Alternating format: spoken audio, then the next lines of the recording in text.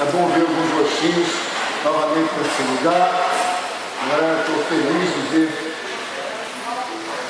No final. E que Deus nos ajude na palavra que vai ser ministrada. Até porque, amigos, veja bem, a Naíra começou a ministrar de um jeito tão especial, de um jeito tão natural, né? E conforme eles estavam cantando, essa cruz estava balançando, parecia que Deus estava dançando aqui, né, com louvor, com a cruz balançando, um negócio interessante. E ela estava falando dessas questões, porque veja bem, Jesus veio para libertar o cativo, nós estamos ouvindo? Ele veio para nos libertar, ele veio para nos dar liberdade, para andarmos em liberdade. Mas quantas vezes nós achamos que estamos livres, mas nos sentimos e vemos que estamos presos diante das circunstâncias? Quantas vezes achamos que estamos presos e quando nós vemos uma curva na esquina e nós estamos diante de um mundo novo, de uma oportunidade nova? Quem faz isso é o nosso Deus, querido. Uma vez que você confessa o nome de Jesus, a tua vida está nas mãos do Senhor. A tua vida não está nas mãos do acaso, do talvez, do se der, do por acaso aconteceu. Não, a tua vida, se você é uma pessoa que encontrou Jesus, preste muita atenção. A tua vida não está numa circunstância qualquer, não está numa coincidência. Para nós não existe isso. Nós cremos que o Senhor tem o controle de todas as coisas. É engraçado porque o mundo não acredita em Deus, mas acredita que o mundo está chegando ao fim. Eu tenho visto muitas coisas na internet sobre o fim do mundo, né? Não só das palavras do lobisomem rampa ou daquele outro que profetizava lá no 2000, não chega lá, esqueci o nome dele, ele não deu certo, já até esqueceu, né? Nostradamus, né? Agora esse também, esse pessoal de 2012, agora já fizeram uma nova data, 2020, e assim vão atualizando as profecias que não estão dando certo, né? Mas Deus não falou data, as coisas muito sábias, né? Ele não falou data porque estava em dúvida, não. Ele não falou data, senão o cara ia pecar até as 23 horas e 59 minutos, ia pedir perdão no minuto final, e ia viver uma vida absoluta. Deus fez de um jeito que você precisa checar a tua identidade todo dia.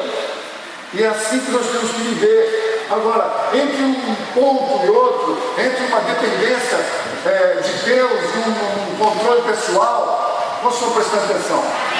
É uma palavra para você prestar atenção. Entre o controle que você pode exercer e entre a dependência de Deus, existe um vazio, um vácuo, e a gente precisa perseguir e checar e vigiar, como se estivesse vigiando uma casa, como se estivesse vigiando uma cidade, uma cidadela.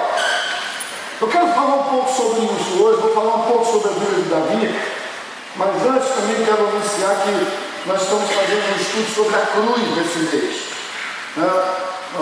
Estamos todas as quintas-feiras, esse mês de março, que começa hoje, né? Comecei na quinta passada, mas março eu vou falar sobre cruz. Vou falar sobre a volta para a cruz, sobre o resgate da cruz. Não é à toa que a cruz aqui está no meio, não é à toa que nós temos pensado no significado da cruz, não como amuleto, ou como objeto, né, seja de madeira, de ferro, ou de mármore, não, ou um desenho qualquer, não, mas a cruz como o propósito, né, o porquê dessas coisas, por que a cruz tem tanto poder e tanto efeito nas nossas vidas. Então, se você quer conhecer um pouco disso, né, quintas-feiras nós estamos fazendo esse estudo. E começamos também no dia 10 agora. Que dia? Dia 10 agora. Sem ser essa terça, na outra terça-feira, começamos os grupos familiares da igreja. Hoje você vai receber o boletim e você vai ver. Nós vamos retomar a igreja em células na igreja Mais Vencedores. Foi assim que a gente começou. A igreja começou com uma célula na minha casa, depois da sala passou para a varanda, e da varanda ela foi ganhando espaço em várias casas, e por aí aconteceu, já teve no CCAA, né, que era o Felipe da Rosana, lá em Patinho, e teve em tantos lugares, e era tão gostoso, a gente vê o pessoal chegando para as células, é muito importante, porque se a gente volta para a cruz, a gente volta para o princípio das coisas, a gente volta para o início de tudo, a gente volta para a formação da igreja original, onde as pessoas estavam na igreja, no templo, nas sinagogas, mas elas estavam de casa em casa. e não era para apenas uma célula, é para um relacionamento. As pessoas se envolviam umas com as outras. Mas o mundo atual, no mundo virtual, no mundo internetico, celulético, nós estamos acostumando a nos relacionar com as pessoas. Você já percebeu uma coisa? Às vezes o cara manda uma mensagem para você, mas você sabe o telefone dele, mas ele não conseguiu falar com você. Aí ele manda um texto, aí você começa a escrever um monte de coisa para ele, aí ele manda de volta um monte de coisa, você retorna para ele, e aí você tem os erros de português, o corretor, a coisa acontece ali, e nós nos esquecemos que poderíamos ligar para a pessoa e falar: e aí, tudo bem? Não esquece. Porque a gente está ficando viciado nessa coisinha, parece que tem um ingrediente a mais nos relacionamentos, se a gente ficar só digitando. Sabe por quê, irmão? É porque essa nova era final do tempo, nós estamos sendo impelidos a nos relacionarmos cada vez menos fisicamente. Se eu posso me relacionar por palavra, eu não preciso ouvir voz. Se eu posso ouvir só voz, eu não preciso ir lá. Se eu posso ir lá, não preciso ser tão íntimo, grudadão. Ou seja, nós estamos sendo conduzidos, impelidos a nos tornar cada vez mais independentes dos relacionamentos interpessoais. Então, eu quero que vocês pensem sobre isso. Hoje nós vamos falar um pouco sobre essa questão, de como nós estamos nos sentindo. Durante as células, nós queremos isso. Nós não vamos fazer células longas, onde as pessoas vão contar testemunho de tudo que Jesus fez na minha vida. Não, querido, isso você vai fazer no seu dia a dia. Nas células nós vamos nos encontrar para levar pessoas para conhecerem a Cristo. Nós vamos nos encontrar para falar da palavra que está sendo liberada para todas as células aqui de uma forma igual. Células de homens, células de mulheres, células de adolescentes, células de casais, de vários tipos, células familiares, nós vamos fazer isso também. Hoje no boletim, quando você abrir, você vai ver lá, tem algumas células já, com endereços, e em breve você também vai poder abrir a sua casa para uma nova célula no próximo mês, nos próximos meses. E em breve você também será treinado para ser um líder, e é isso que a gente quer. Nós queremos que as pessoas entendam que a proclamação do Evangelho não é uma obrigação de um pastor, ou um privilégio de um pastor. Não, isso é um privilégio de todos. Jesus falou para todos: vocês devem ir e pregar o Evangelho para tudo quanto é lugar. Mas acontece que nós acabamos querendo delegar isso para os outros e vivemos uma vida debaixo de um certo controle pessoal. Eu estou folgado, minha vida está boa, as coisas estão acontecendo, então está bom como está. Eu não quero ir além, dá trabalho, a gente se aborrece, mexer com pessoas é muito difícil. É verdade, mas em compensação, é ali que está o chamado principal de Deus para aqueles que entregaram a sua vida para Cristo. Não é para pastor, não é para evangelista, não é para missionário, é para quem entregou a sua vida para Cristo. O propósito de você ter sido alcançado é para que você possa, com o seu viver, mostrar para os outros quem Deus é. Não é nem ficar falando muito, eu fiz isso, eu fiz aquilo. Não, mas mostrar com a sua atitude, com a própria transformação que há em você, quem Deus é. Nós estamos ouvindo aqui? Eu quero falar um pouco sobre a história de Davi. A história de Davi nos mostra como é que a gente pode ir e vir na dependência de Deus. Eu vou falar um pouquinho sobre isso, porque a história de Davi é uma história de um cara absolutamente esquecido no campo, cuidando de ovelhas, que se torna o rei de Israel. Então a história dele em entrar na dependência de Deus, em viver na dependência de Deus, e mais de repente as coisas se mudam no contexto da sua vida, ele começa a perder isso, depois ele revê isso. Eu quero que a gente hoje mexa nessa área, que a gente entre nessa passagem. Se você quiser ir mais a fundo nisso, 1 Samuel 16 a 31, capítulos 16 até o capítulo 31. Eu não vou nem mexer nisso agora, eu vou contar a história da minha cabeça, tá certo? Mas está na Bíblia. Eu vou começar por isso. Davi,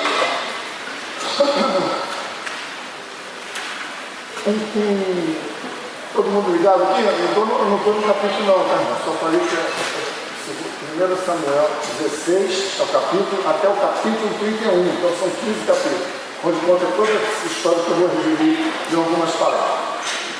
E eu começo aqui. Davi está no campo. Nós estamos prestando atenção. Davi está no campo, né, cuidando das ovelhas, tocando violão, harpa lá, né, vivendo lá do jeito dele, né, cuidando das ovelhas, dormindo com as ovelhas, cheirando a ovelha, né, e de repente ele é chamado. Davi, vem para cá, teu pai está te chamando, está acontecendo um alvoroço lá. O que está acontecendo? Não, vamos chegar lá, tu vai saber. E quando ele chega lá, ele encontra os irmãos perfilados, bonitões, fortes, guerreiros do exército, né? E eles estão com toda essa pompa, mas eles estão meio cabisbaixos. Por quê? Porque o profeta Samuel, dirigido por Deus, foi à casa de Jessé para escolher o sucessor de Saul. E seria um dos filhos de Jessé, só que todos eles apareceram bonitões, fortões, mas Deus não confirmou ninguém daquela turma. E ele pergunta, por acaso tem mais algum filho teu? Aí ele falou, tem mais um, mas esse aí é da segunda divisão, é um cara de segunda categoria, ele cuida de ovelha, esse. De certo, Deus não vai querer esse, né? Talvez você pense assim de você mesmo. Talvez alguém ache assim de você mesmo. Talvez você ache assim de si próprio. Mas não, pastor, muito obrigado, mas eu, sei lá, eu acho que eu não tenho essa capacidade, não tenho esse jeito. Talvez você fique subestimando a sua própria vida, ou viva se subestimando no seu próprio trabalho. Talvez você já esteja numa posição, ou está num trabalho, mas você não se vê crescendo, porque você pensa acerca de si mesmo, que você é o último do time. Você é o reserva do reserva, que nem inscrito foi no banco. As mulheres não entendem isso, os homens um pouco mais. Mas, entenda isso que eu estou dizendo. Aí de repente chega de lá, os irmãos fortões, bonitões, né, com as lanças na mão, mas assim meio. Por quê? Vocês não foram escolhidos. Aí chega lá o Davi franzino, né, todo sujo de ovelha, cheirando a ovelha, e ele fala, é esse. Esse vai ser o rei Israel. Presta atenção, querido. Só que Davi, sendo ungido rei, continuou cuidando de ovelhas. Davi, sendo rei, continuou tendo a mesma relação que ele tinha com Deus, uma relação maravilhosa, uma relação viva, uma relação onde Deus falava com ele, fortalecia ele cantava para Deus, Deus adormecia ele, sustentava ele, protegia ele. E ele continuou a vida dele, mesmo sendo ungido rei. Alguns aqui já receberam palavras proféticas, alguns aqui já receberam promessas tremendas de Deus. E aí você desiste delas. Uma grande coisa que eu vejo em Davi é que ele guardou no coração, ele não ficou se exibindo, né, como José infelizmente fez, contando sonhos, empolgadão. Né? Davi guardou aquilo ali e ele continuou sendo a mesma pessoa. Tem pessoas que você diz, olha, meu irmão, eu vou te levantar um diácono, eu vou te levantar um levita. A pessoa já muda, ela já acha que ela agora já não tem que fazer certas coisas, porque ela agora recebeu uma patente. Sabe, tem umas coisas assim que você vê o coração da pessoa. Ela está ali, mas ela está ali por conta de uma hierarquia, ou por conta de uma ascensão dentro do próprio povo de Deus, ou num trabalho, seja como for. Davi estava ali, e ele continuou sendo cuidador de ovelhas. Até que um dia o rei começa a passar mal, começa a ter manifestações demoníacas, e alguém diz, eu conheço um cara que toca harpa para Deus, e Deus para tudo para ver. Você precisa ver com esse cara. Então chama ele lá. E lá vem Davi, mais uma vez, um garoto que ninguém queria, ninguém cuidava nada por ele. Vai lá e entra na sala do rei. Imagina você aqui, você não consegue falar nem com o prefeito do Cláudio Valente aqui, mas de repente alguém liga para você, sem você mexer os seus pauzinhos, alguém liga para você e fala, vem aqui por favor, porque o Pezão quer falar com você. Eu não conheço o Pezão, mas ele conhece você. Nós estamos ouvindo? Está chato, está distraidão aí atrás? Está tudo bem distraído aí? Não. Mas aí ele fala assim, mas vem, aí fala, falou, irmão, alguém me deu seu telefone, eu sou o Pezão. Ah, sou o Pezão, eu sou o Pedrinho. Às vezes a gente se comporta assim, só porque o cara é importante. Uma vez eu fui procurar um emprego, e o emprego era bom, sabe, uma firma boa, e aí a pessoa que cuidava da entrevista, viu que eu estava nervoso, ela falou assim, Cara, quando você for procurar um emprego, pensa assim que essa pessoa vai no banheiro igualzinho a você. Nós estamos ouvindo?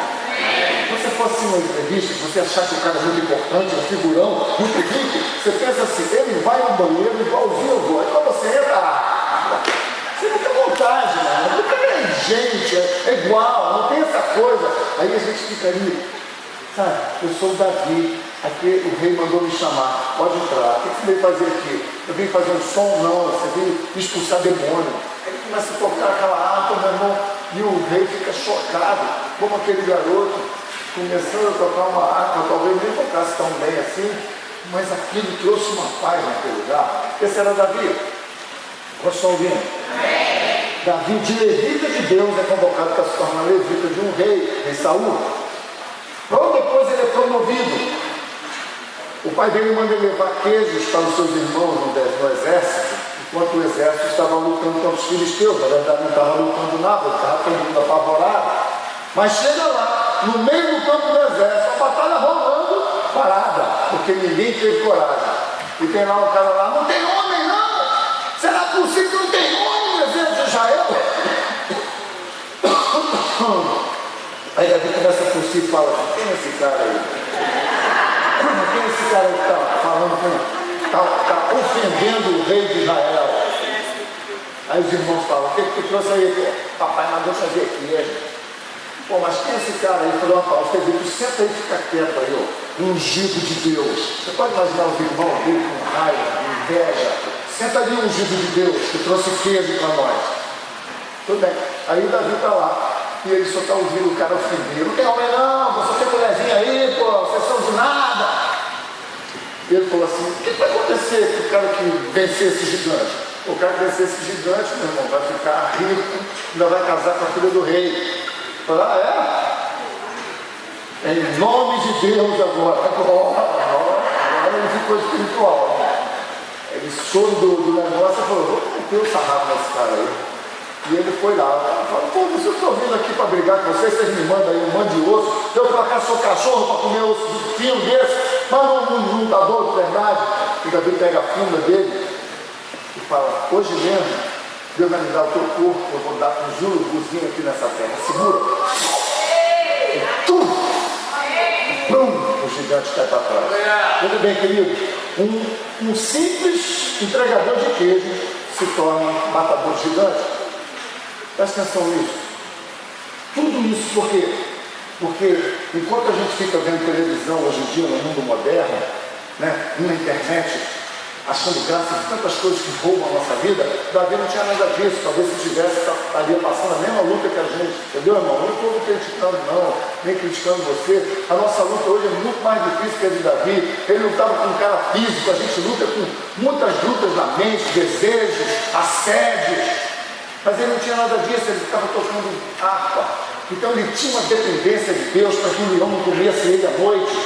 Talvez Davi dormisse com a pedra, mas Deus zelava por ele. Isso criou uma relação entre Davi e Deus fenomenal. A força de Davi, o controle da vida de Davi não estava nas mãos dele, estava nas mãos do Senhor. O entregador de queijo agora virou general do exército de Israel. Vai estar vendo a situação do cara. Ao lado de Jonatas, o Saul fala, você vai morar aqui na minha casa junto com meus filhos, você vai ser como um dos meus filhos. E Davi, imagina os irmãos dele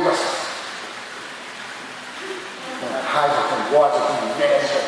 E Davi entra, vai morar no palácio. Presta atenção, amigão, porque aqui começa a mudar algumas coisas. Ele se torna general e recebe o direito de casar com a filha do rei. Muitas coisas começaram a acontecer. Ele começou a enfrentar os exércitos inimigos, vencendo. Ele e Jonatas eram bicho. E quando eles chegaram, todo mundo fazia festa. Davi, Saul venceu a milhares, mas Davi a 10 milhares. A milhares e milhares, estou lembrado agora. Aí o Saul ouviu aquilo. Eu penso que foi permissão de Deus, sabia, irmão? A gente pensa que tudo é o diabo. Eu não acho não. Para mim, Davi ouviu aquilo, o povo gritou aquilo ali para Saul ouvir, porque Deus tinha uma coisa para fazer na vida de Davi e não podia ser debaixo da tutela de Saul. Saul estava começando a perder o foco. E aí, o Saul começa a perseguir Davi. Enciumadamente, injura Davi de morte e começa a perseguir ele. Eu quero que você pegue isso e entenda. Olha só a trajetória desse cara. Ele começa de uma vida simples, de absoluta dependência, de controle, de governo, de proteção de Deus, vai para o palácio e começa a se tornar um pouco mais altivo, um pouco mais famoso, e Deus intervém nessa questão. E eu fico pensando, por que Deus intervém muitas vezes no controle da nossa vida?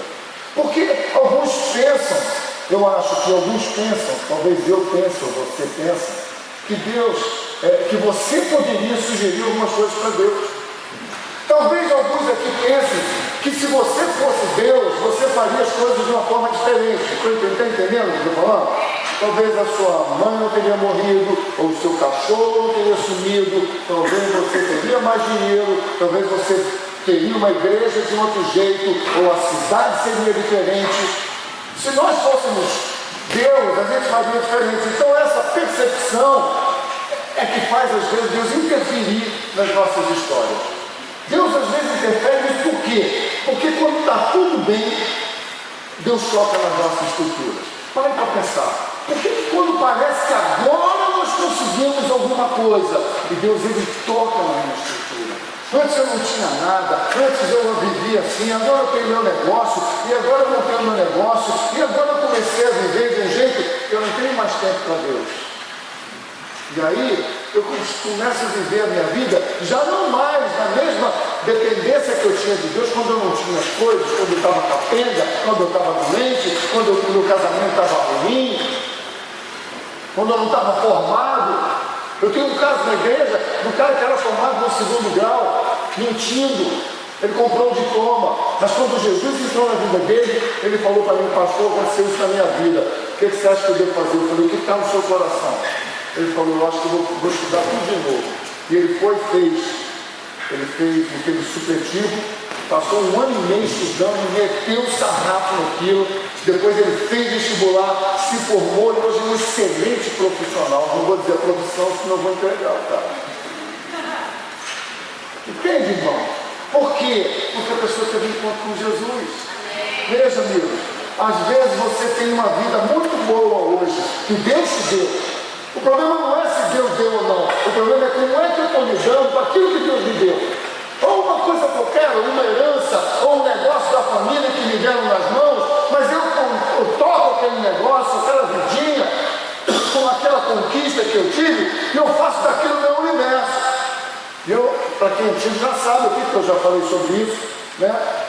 Eu morava com meus pais, quando eu era criança e adolescente, jovem, e assim, eram 2 quartos. Um quarto meu pai e minha mãe, no outro quarto estavam minhas 2 irmãs, e eu morava atrás do armário. Mas atrás do armário, querido, era um mundo, era um universo. Eu tinha até ventilador no meu quarto, daqueles de pilha, bem pequenininho assim, e hélice de plástico, que se você rodar muito rápido ela fica mole. Então eu botava a pilha quando tinha, e aquilo ficava em cima da minha cabeça. Aí eu ligava, era como se eu fosse o rei naquele lugar. Em frente à minha cama, que só tinha cama, o armário, não tinha lugar para sair de lado na cama, tinha que sair pela frente, que era colado no armário. Tinha uma escrivaninha, e na escrivaninha tinha o meu universo. Um compasso, um transferidor, 2 réguas, porque tinha que ter para estudar. Entende, irmãos? Não tinha essa coisa, sabe? Aí eu via alguns amigos tinham lapiseira, porque tinha começado a lançar a lapiseira. Mas não é como hoje, que tu vai ali com uma lapiseira por uns 50. Antigamente, não, porque tinha lapiseira. O cara falava que o cara tem uma lapiseira. Então, mas o cara tinha aquela lapiseira. Aí, sabe, às vezes ele achava um grafite pequenininho, eu guardava e botava na minha escrivaninha. Aí às vezes eu estava sentado de frente com a minha escrivaninha e eu olhava na cadeira, tinha a minha única camisa da Hang Ten, que era na época Hang Ten, que tinha 2 pezinhos, falsificada, mas era a única que eu tinha, estava lá em cima. E aí embaixo, o meu único tênis bonito que eu tinha, que era um quichute preto, né? Um chute ali. Entende, irmão? Calça jeans, para, eu fui conhecer calça jeans com quase 17, 18 anos. Quando virou lixo, já contei essa história. quando eles entraram numa loja chamada Lixo, aí a gente comprava lá em Copacabana, calça jeans que vinha dos Estados Unidos usada, aí era moda. Aí eu dancei, não, eu me dei bem, porque era calça lixo, com sandália havaiana e camisa Ering. Parecia, como é o nome daquele bonitão daquela do James Dean, era assim mesmo, calça jeans, aí ficava sentado assim, camisa branca, ficava fácil ser bonitão naquela época. Agora, quando eu olhava aquilo do meu ângulo, embaixo do meu ventilador, eu falava, uau, eu já tenho alguns pedaços de grafite, mas eu ainda vou ter uma lapiseira. Eu tenho lá uma caneta, não está escrevendo muito bem, mas está legal. Aí meu pai me deu uma caneta tinteiro, que borrava tudo quando você escrevia, mas era uma caneta tinteiro. Você está entendendo, irmãos? Era o meu universo. E às vezes você conseguia uma coisinha a mais, um guarda-chuva, ou sei lá, uma bengala, ou um chapéu. Aí você falava, cara, agora eu já tenho o grafite, a lapiseira, o tênis, a camisa não tem falsificada. Uau, eu já posso morrer em paz, porque eu tenho o controle da minha alegria, da minha vida. Hoje nós temos dezenas de roupas, de sapatos, de coisas. Não tem valor mais isso. Hoje o valor está em outras coisas. A não ser que você goste de marca, aí está perdido. Então, amigos, Deus mexe nas nossas estruturas quando nós achamos que aquilo que nós conseguimos ou nos foi dado, ou quando nós achamos que a vida está tão boa que não tem espaço para a gente ter tempo para Deus, ou nos dedicarmos a Deus ou às pessoas em nome de Deus. Alô? Então, Deus mexe nas estruturas quando as nossas estruturas impedem o agir de Deus em nossos corações, que talvez tenha sido o caso de Davi. Veja, querido, para que Deus vai mexer numa questão dessa? Está tudo bem. E a pergunta tem uma resposta. Deus toca na minha estrutura para quê? Para nos levar para um novo nível. Alô? Há meses atrás a gente fez uma mudança com os vigias aqui e fizemos um empréstimo na igreja, nós estamos numa luta. Aí de repente, no meio disso tudo, quando a gente às vezes olha e fala que não está dando para as coisas caminharem como está, Deus dá um desafio, vamos construir isso aqui, 300 mil reais. Pô, deve ser coisa da nossa carne. Deus vem tocar na nossa estrutura, que já não está muito forte, que nos dá uma direção mais difícil que nós podemos suportar, alguma coisa está errada.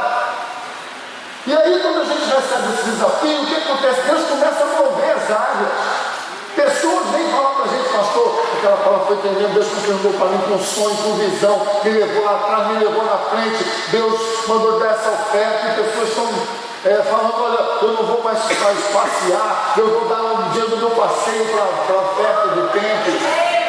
Pastor, tem aqui uma bicicleta, eu vou entregar. Pastor, eu ganhei um carro novo, esse velho vai ficar. Pastor, aconteceu alguma coisa lá, mas alguém me deu 3 terrenos, eu vou dar uma à igreja. Queridos, as coisas começam a acontecer assim, por quê? Porque tem uma direção de Deus e há uma demanda de Deus e Deus começa a ouvir. Então, Deus tocou numa estrutura. E não porque sempre é uma estrutura boa, que vai ficar ruim, às vezes é o contrário. Deus toca numa estrutura que está ruim e você pensa, mas como Deus vai fazer isso? Vai ficar pior. Ele fala, não, confia em mim, vai ficar melhor. Mas está ouvindo o que eu estou falando? Queridos, conforme eu estou ministrando, vai pensando na sua vida. Vai pensando na sua vida, meu irmão. Porque agora eu vou falar uma coisa que parece confusão, mas veja, o que tem me preocupado em relação a esse novo tempo, e eu meti o pé no freio uns 3 meses atrás, porque eu vi claramente, Deus não deixa a gente achar que agora a motivação é construir um prédio. Não, Deus, não pode ser assim. Deus, que a gente possa olhar na construção do prédio, mas pensar assim, milhares de pessoas entrando aqui, milhares de pessoas conhecendo Jesus aqui. Ah, mas eu vou estudar lá na França, eu vou estudar em Japeri, eu vou estudar lá em Paracambi, não importa, mas as pessoas vão conhecer a Cristo, não para a gente ficar famoso como as pessoas vêm conhecer a Cristo aqui, mas que esse lugar seja um lugar onde as pessoas venham e se sintam bem, e ouçam a palavra de Deus, e entendam que andar com Deus é bom, conhecer Deus é bom. Isso, viver na dependência do Senhor. Melhor do que vir na igreja, de fato funciona.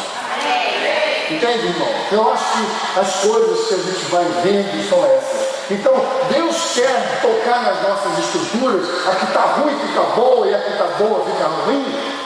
Por que Deus faz isso? Não, é uma mudança de nível, mas não um nível de posição, de coisas. Às vezes você está numa posição melhor e fica numa pior. Eu falei isso outro dia para uma pessoa: eu vou vender meu carro e vou dar um patinete para minha esposa. Aí a pessoa ficou assim: rapaz, você sabe, daqui a um ano ela vai subir aqui e dizer assim: eu vim dar um testemunho aqui para honrar a Deus aqui. Eu fiquei muito bravo com meu marido, porque ele vendeu meu carro e me deu um patinete, mas hoje eu emagreci 26 quilos, eu quero usar toda a honra e glória ao Senhor Jesus. Aí eu voltei para olhar para ela e falar: tá vendo? Toda a honra e glória para o Senhor Jesus. É assim, às vezes você pensa que aquilo que está acontecendo é uma porcaria. Às vezes a interferência de Deus no seu entendimento é ridículo. Você chama até de uma interferência do diabo. Você pensa que tem perdido seu emprego, faz a pior coisa do mundo. E Deus olha e diz: você vai ver o que eu vou fazer com essa pequena revolução que começa agora. Veja, querido, Deus não está preocupado em tocar na tua estrutura para te levar a um novo nível de aquisição de coisas ou condições. A visão de Deus é: eu quero que meu filho conte comigo na travessia desse novo momento. Que ele volte para mim, volte os olhos para mim. Ele acredite que eu sou o que ele falou tantas vezes que eu era. Veja, Davi tinha uma vida boa, sob controle. Essa semana, ontem, eu conversei com uma pessoa, eu estava um pouquinho preocupado com ela. Ela teve que fazer um empréstimo de 100 mil reais para juntar cartões, sabe esse negócio de cartão? Deve 15 aqui, 7 ali, 30 lá, 40 no outro, quanto junto dá 80, mas aí a pessoa está acostumada assim, ela pega 100 para juntar tudo, paga o cartão, ela sobra 20 e vai gastar. Aí ela estava nesse terreno, já tem quase um mês, e ontem eu liguei e falei para ela: e aí? Ela falou assim: não consegui, mas tudo bem, está tudo sob controle. Que controle é esse? Controle de quem? Está tudo sob controle, amigo. Veja, Davi tinha uma vida boa, sob controle. Está tudo em cima. Ele estava no palácio, como filho do rei, casado com a filha do rei. Ele andava na rua, todo mundo falava: ó, Davi, olha, Davi, Saul é bom, mas tu é melhor do que ele. Já estava bem, estava bem na cidade, estava bem na fama, entre os inimigos, estava bem na casa, no palácio, entre os empregados, todo mundo gostava de Davi. Davi estava bem. Como é que seria a tua vida e a minha vida? Eu fico pensando sobre mim, penso sobre você. Após uma ascensão assim, viesse uma aparente queda. Aquele que me amava, aquele que me chamava de filho, agora quer me matar. Como é que você se comportaria se hoje, no lugar onde as pessoas te adoram, te amam, dissesse para você: nós não temos mais lugar para você nesse daqui. Você tem que ir embora. Veja, querido, no caso da Davi foi pior, porque ele não foi embora, ele foi embora como um inimigo. Esse cara quer tomar o meu lugar. Sucesso, amigo, preste muita atenção nisso que eu vou te dizer. O sucesso e a familiaridade, elas podem ofuscar o valor das coisas que você tem. Sucesso, familiaridade. Quer ver uma coisa bem prática nisso? É a relação dentro da própria igreja. É bom a gente até falar nisso aqui. É complicado, você vai ficando muito familiar com a minha pregação, né? E aí você vai assim: eu vou beber água, porque esse testemunho do pastor eu já ouvi 6 vezes. Sabe, vai ficando familiar. Aí você vem para a igreja e você senta no mesmo lugar. Agora, se você for num culto lá em outro lugar, aí você fica a noite toda assim. Entendeu? Mas aqui você já acostumou. Agora eu sei o que é oferta. Entende, irmão? A familiaridade, ela rouba isso. Agora veja bem, não é a familiaridade com o pastor Pedro. Familiaridade rouba a relação dos pais com os filhos. Marido e esposa, 30 anos de casado, meu filho. Na hora de namorar, atividade, já sabe tudo que vai acontecer. As crianças estão lá dentro, né? Mais ou menos. Tem uma aqui, mas está desenhando.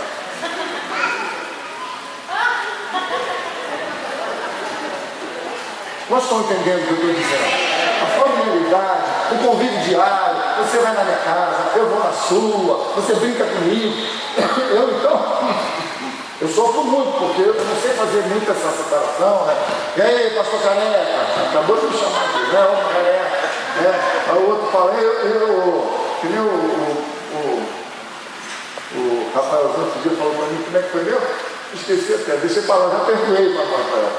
Mas é umas coisinhas assim, né? E aí, calça riada? Sabe o que é isso, irmão? É familiaridade. Eu não tenho problema nenhum de ele me chamar de calça riada. O meu problema é ele não receber a palavra de Deus da boca do calça riada. Que não é o caso, porque ele é bem, recebe bem. A questão não está no calça riada, no calça vestida, a questão está na familiaridade, quando você vai ficando familiar. Às vezes você me trata até com formalidade, mas é familiar também. Já entra por aqui, sai por aqui. Agora deixa eu te escandalizar. Isso também pode acontecer com Deus. É ficando familiar, meu amigo.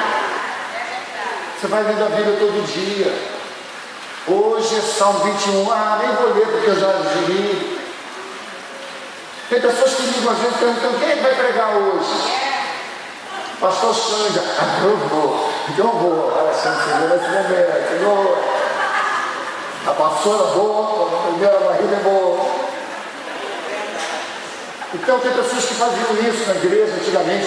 Pastor, quem vai pregar hoje? Se não fosse eu, a pessoa não vinha na igreja.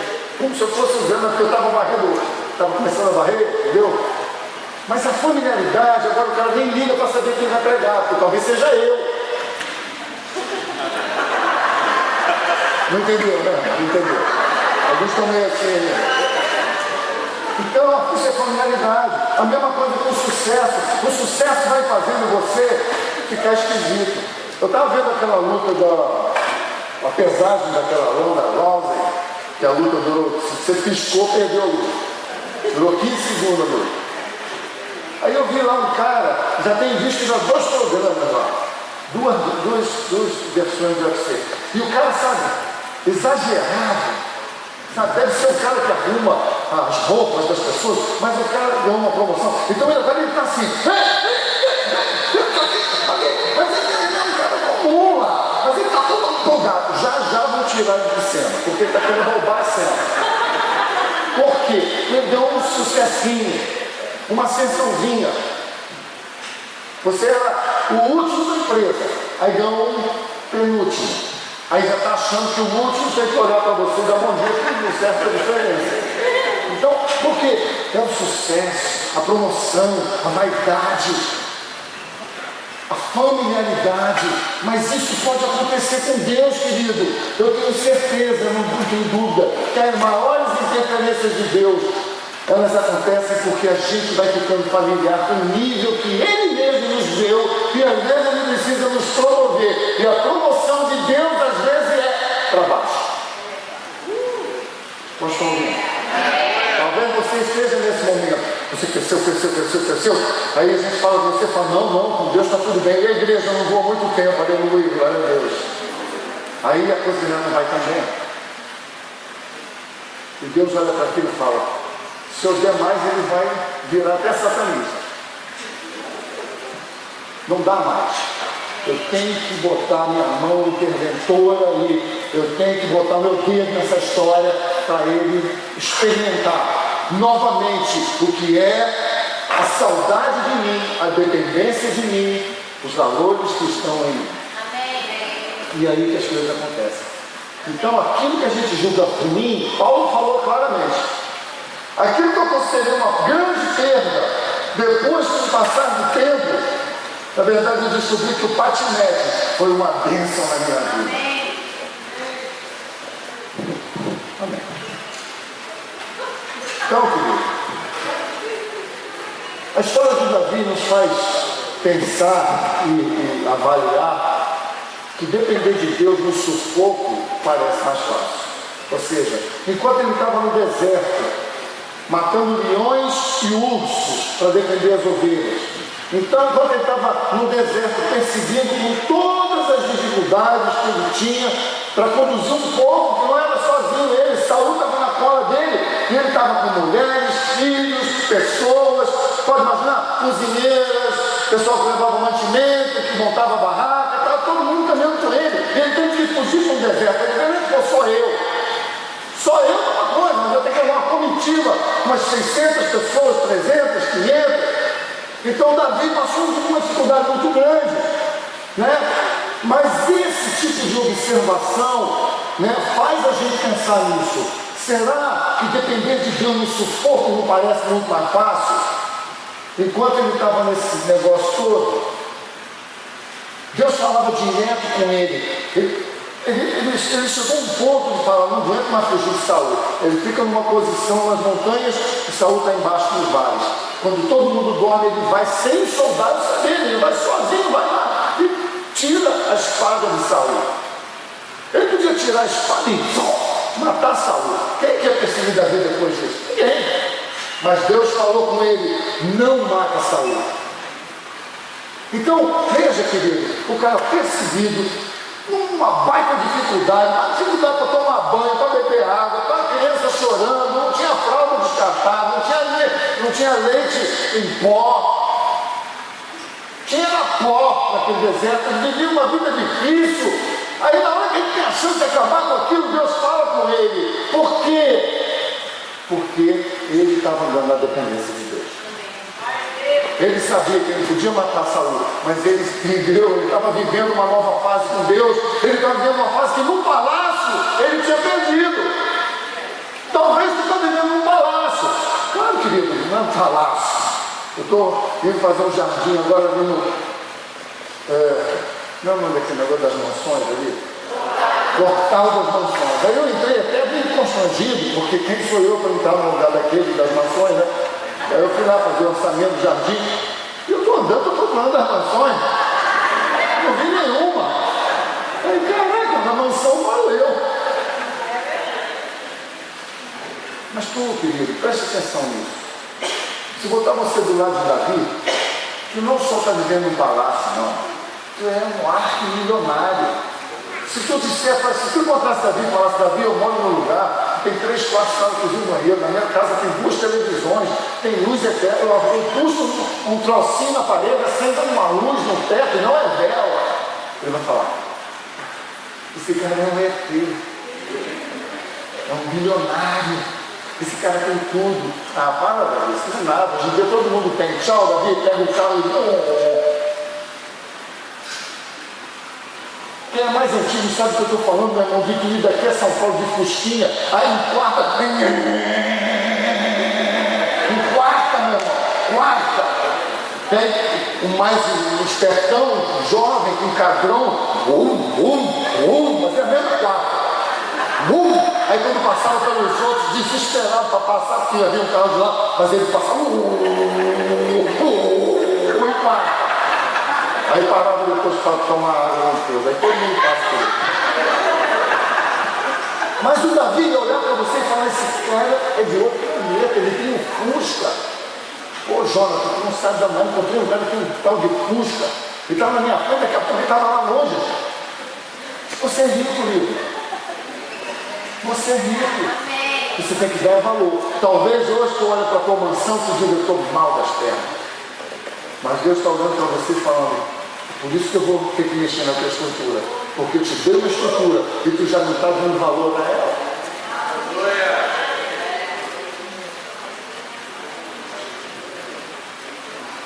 Eu te dei uma estrutura e você não está dando valor para ela. Eu assisti um filme desse do Oscar aí, que fala sobre a vida daquele físico, não sei quem já teve a oportunidade de assistir, que esqueci até o nome do filme, também não importa. Stephen Hawking. Stephen Hawking. Stephen Hawking. Stephen Hawking. Então o filme é uma coisa assim, tirando a parte final que ele, a mulher dele não, porque a mulher dele Vocês estão atrasados, o que eu vou fazer? Não é pirata, não. Essa parte eu não gostei, mas aquela também que a mulher... Veja, irmão. Um cara que, assim, não andava, não escrevia, não fazia nada sozinho, numa cadeira de rodas, ele não se mexia, depois ele perde a voz e começa a falar com o computador. Esse cara se transformou do modo físico que eu não conhecia. E aí você está aí, sabe, porque eu estou muito feliz porque eu estou com 6 quilos a mais, toma vergonha nessa cara, vai correr no calçadão, rapaz. Mas é 60, eu não quero saber, para de comer, vai fazer uma plástica, faz qualquer negócio. Agora não vai botar culpa nos outros ou em Deus. Você não está feliz com o teu estado, meu amigo, modifica a tua atitude. Mas uma coisa é certa, Deus está olhando para você e está vendo a tua insatisfação. Não porque Ele está colocando no seu coração o desejo de algo melhor, mas porque você não está vendo mais o que Ele te fez. Eu não quero que isso aconteça na sua vida, amigo.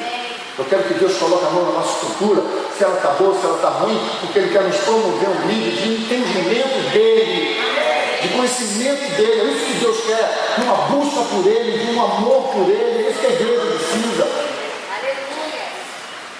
Deus falava direto com esse homem. Então, no momento em que Davi assumiu a coroa, no momento que alguém chegou para Davi e falou, cara, toma aí, uma coroa e uns anéis, aqueles braceletes. O que é isso? Mataram Saul e João. No momento que aconteceu aquilo, amigo, a vida de dependência de Davi começou a mudar. Continuou. Ele continuava amar o Senhor, ele queria a vida com Deus, mas começou a mudar. Por quê? Porque aí começou o sucesso, a fama, todo mundo veio aclamar Davi, rei de Israel. Vem Davi, vem, você é o cara. E Davi volta para Israel aclamado e entra no palácio. E aí as coisas começam a mudar. Veja como é que começa a mudar a vida de um homem. 2 Samuel 6, abra lá. Essa foi só a introdução, tá?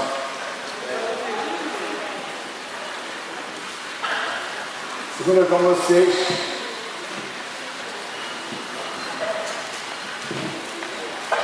quando você procura, no final o pastor vai falar sobre a festa da Páscoa. Você que quer participar, de alguma maneira. Amém.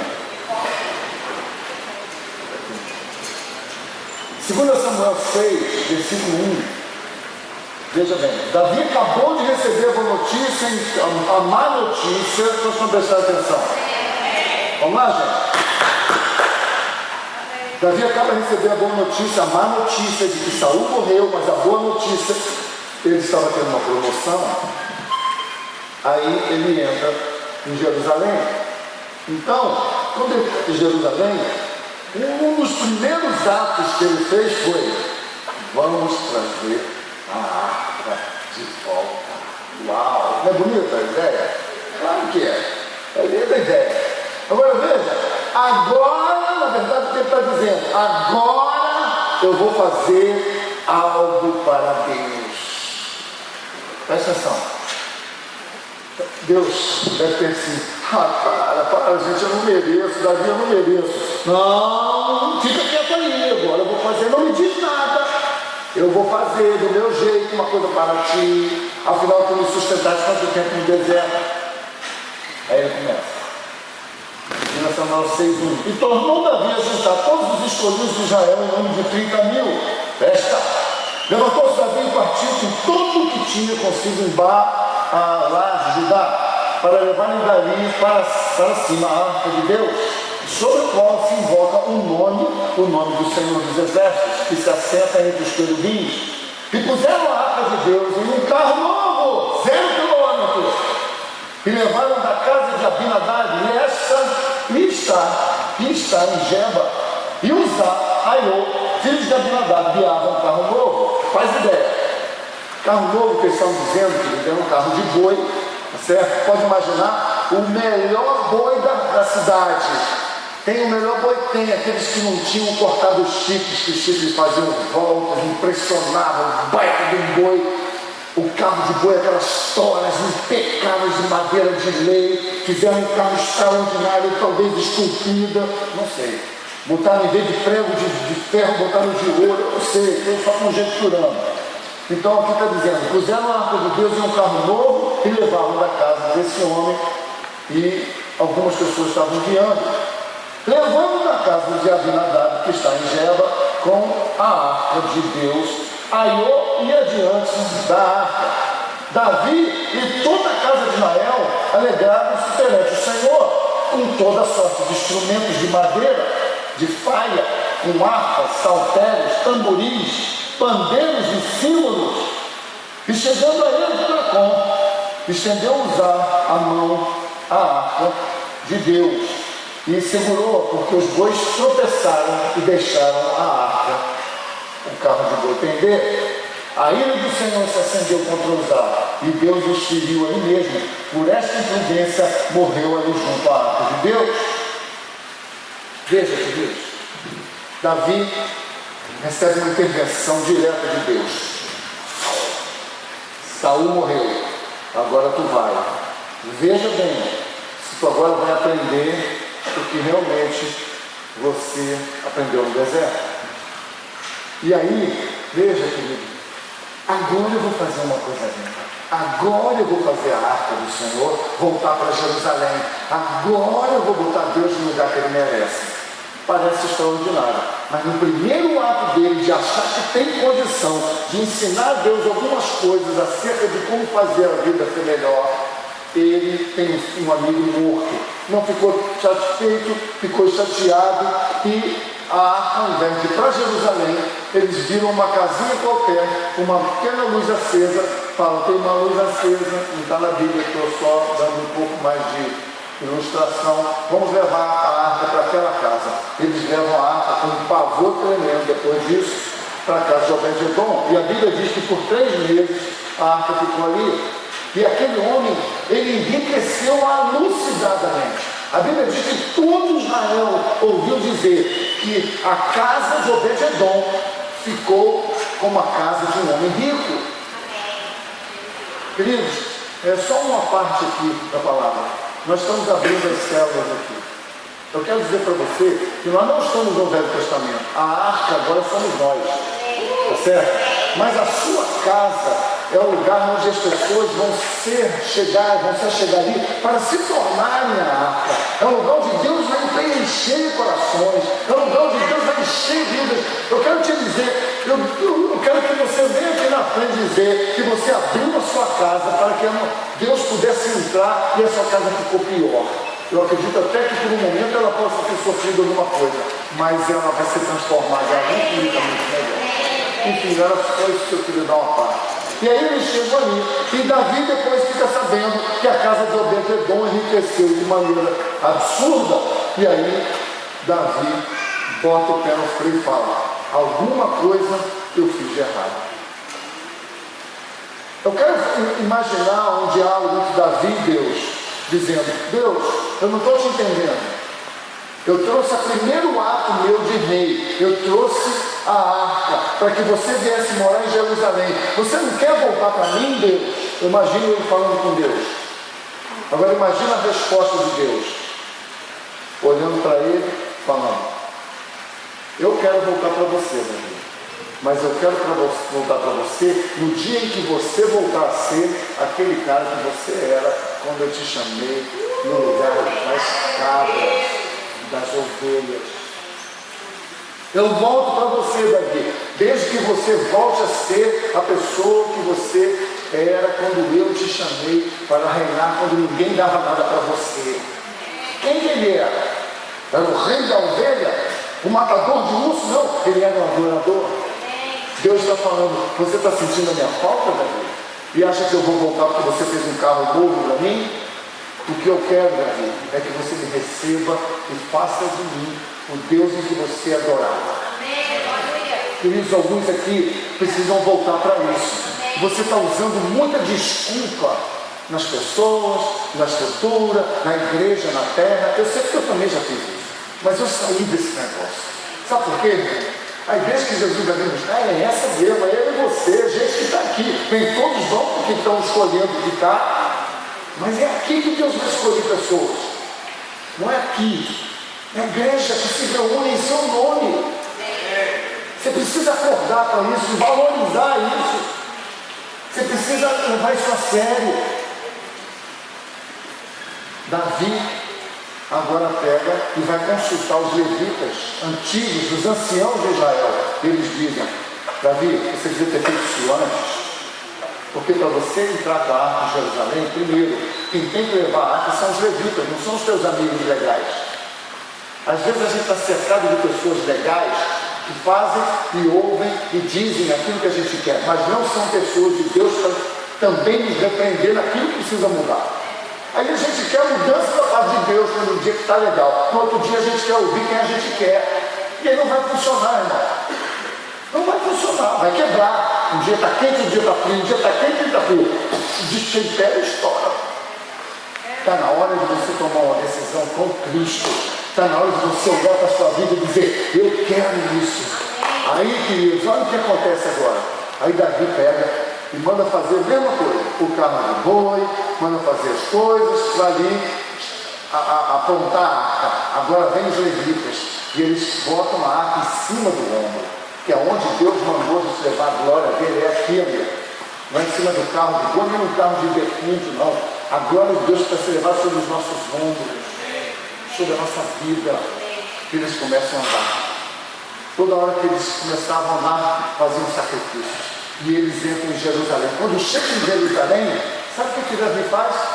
Ele começa a tirar toda a roupa de rei.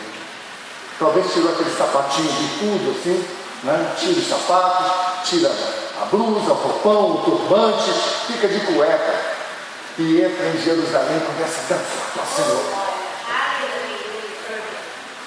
Por que ele fez isso?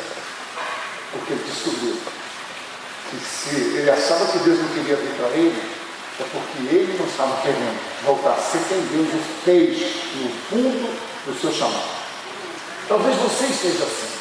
Talvez você está na igreja só criticando as falhas da igreja. Talvez você está em casa só criticando a sua família ou no trabalho. A escola é ruim, a cidade não presta, tudo é ruim. Por quê? Porque alguma coisa dentro de você rompeu. Não está acontecendo. Querido, se você for se tornar um cara crítico, nada vai mudar. Se você quer a bênção de Deus nessa cidade, abençoe essa cidade com palavras. Aprendi esse princípio nos Estados Unidos. O pastor falou: se você quer ser próspero nessa nação, nunca fale mal dela. Os Estados Unidos já sabem trabalhar. Aqui tudo é caro, aqui não sei o que, então vai embora, meu irmão. Se Miguel Pereira não presta para você, vai embora. Agora, se ficar aqui, meu irmão, mas as escolas são uma porcaria, mas o médico é uma porcaria, os hospitais, fica lá no Miguel Couto, amigo, vai lá em Queimados, lá para tu ver o que é o hospital. Reclama da cidade e você nunca vai prosperar. Reclama e você nunca vai prosperar. Eu quero te dizer, meus amigos, Davi estava tendo experiências com Deus. Ele estava descobrindo que para Deus voltar para ele, quem tinha que voltar para Deus era ele. E não seriam as obras, mas um coração transformado. Ele descobre que um coração contrito, Deus jamais vai se negar a receber. Um coração quebrantado, honesto com o Senhor. Tem pessoas que querem descobrir como que Deus é. Eu quero entender Deus, porque isso não faz sentido. Não faz sentido para a sua mente humana, para o seu racional humano. Não faz sentido nem para o seu, nem para o meu. Agora pense com a mente de Deus e você vai encontrar respaldo no seu coração. Alguns só vão encontrar respaldo no seu coração quando tiver tudo branco sobre a sua vida, que é perto do hospital. Aí você vai olhar ali e falar: Deus, o Senhor existe mesmo? Existe. Eu estou aqui para te ajudar. Mas só que alguns morrem antes disso.